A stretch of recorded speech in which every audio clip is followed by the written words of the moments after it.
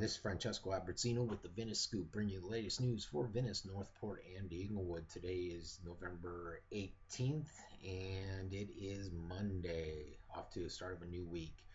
A couple stories out there. The first would be the homeless advocate, Robert Mirabal, I think is his name.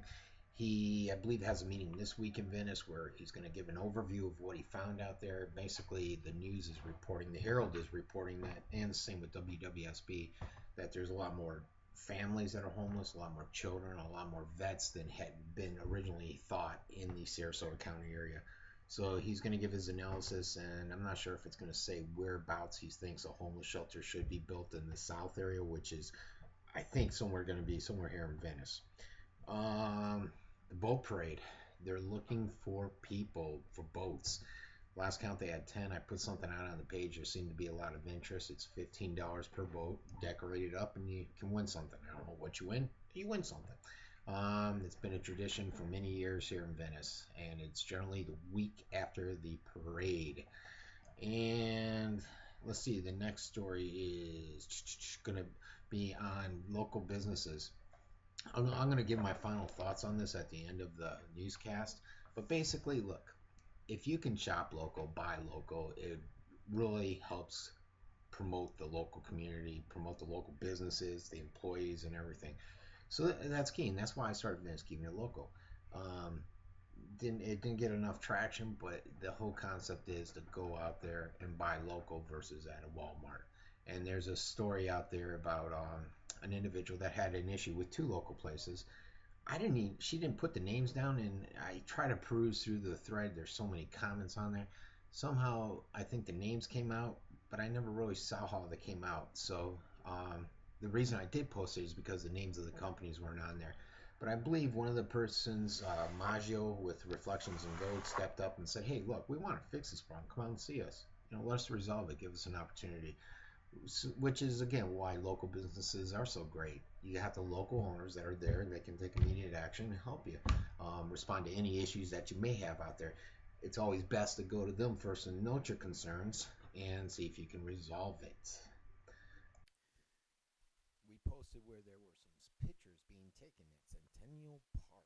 It's a video cam that's set up with 6 different cameras, 5 of them focused on the bathroom area. Not sure of the specifics of why it's there. I haven't seen anything about any reported vandalism, and you would think it would be more spanning the whole area out there, looking at all directions. We had some people on there thinking conspiracy, and some others thinking, hey, it's there for my safety and well-being. I personally, I think government intrudes too much in our lives. I'm not sure why they need to focus 6 cameras, or 5 of the 6 right there on the restroom, and I'm not sure if that's a safety and security issue for the residents. To me, it's like they're trying to bust somebody doing. The next story involves Sergeant Ron Parisio. John Patton just continues to get more information and blog about it on his website. On this one, he came out and said that Mayor John Hollick was questioned this past week, stated he had no input on the process and that he was totally unaware of the situation until John had told it to him. Hollick asked to be notified of the publication of this article and stated he had no comment until he had a chance to absorb and review the facts. However, Chief McNulty reportedly has since told his troops that he was pushing for demotion but was overruled by the City Hall. When asked by me why City Hall had stepped in and overruled McNulty's preferred disciplinary action, the City Humane Resource Director, Ellen Bullock, danced around the question a bit. So a lot of troubles out there, and a lot of people with questions as to why this individual was not demoted or fired. I think right now they have him at a desk during the daytime hours. And that's it.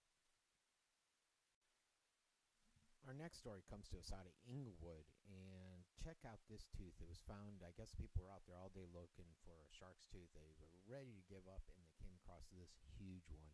It was out of Minnesota.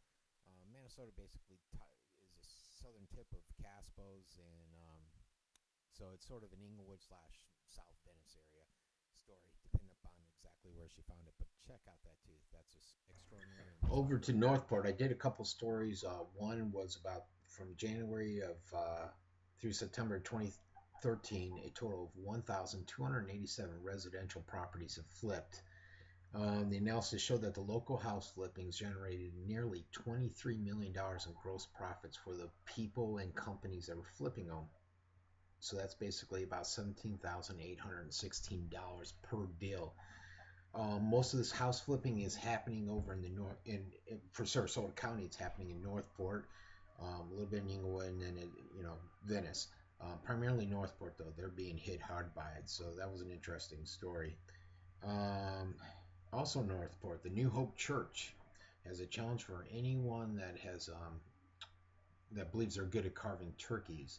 On Thanksgiving, the church members will serve 800 guests on a free community dinner, and they're looking for volunteers to get out there and show how good they are at carving the turkeys. A great story there.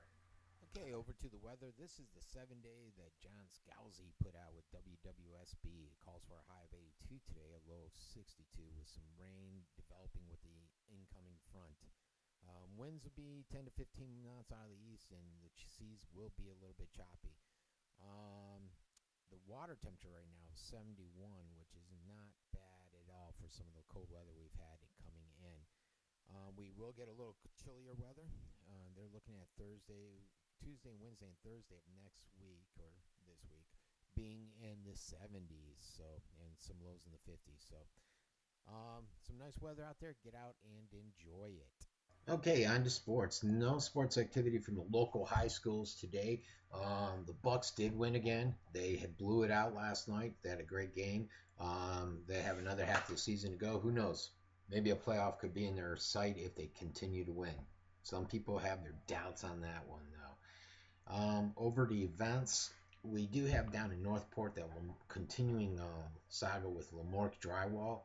The school board's trying to do a conference call so they can somewhat control the crowd and the situation on it. They put out a few communications, but it misses the current test, and they're sort of vague on it. It's almost like they're doing a dance around. So the Charles and some of the other advocates down there and parents are trying to get together so that people show up to their downtown landings location tomorrow during the 3 o'clock public meeting and voice their concerns and call the school superintendent, Laura White, and others out on the carpet for what appears to be some real lack of good judgment in handling the situation. Also, the parade.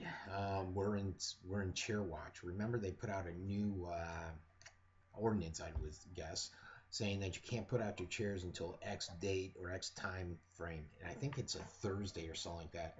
Well, in the old days, the chairs were coming out. Actually, not the old days, because the old days we didn't do this. I don't know when it started, but let's say in the recently old days, they were putting chairs out like on Saturday and Sunday before the parade started, and roping off their area. Supposedly, they're gonna, if people do that, they're gonna take the chairs and tow them away. So we are officially on chair watch, and see when they start developing. Anybody got any pictures out there? Send them over to me. Final thoughts. This one, it cracks me up the amount of hate mail I get from not really spewing my opinion. All I really do is put stories out there that have Venice basically on them, or Northport or Englewood. You rarely hear me express my opinion on it.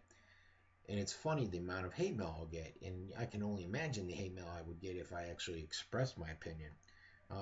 This goes from the let's see, I'm considered anti-small business. Forget what I did with keeping it local and how much I support the small businesses out there.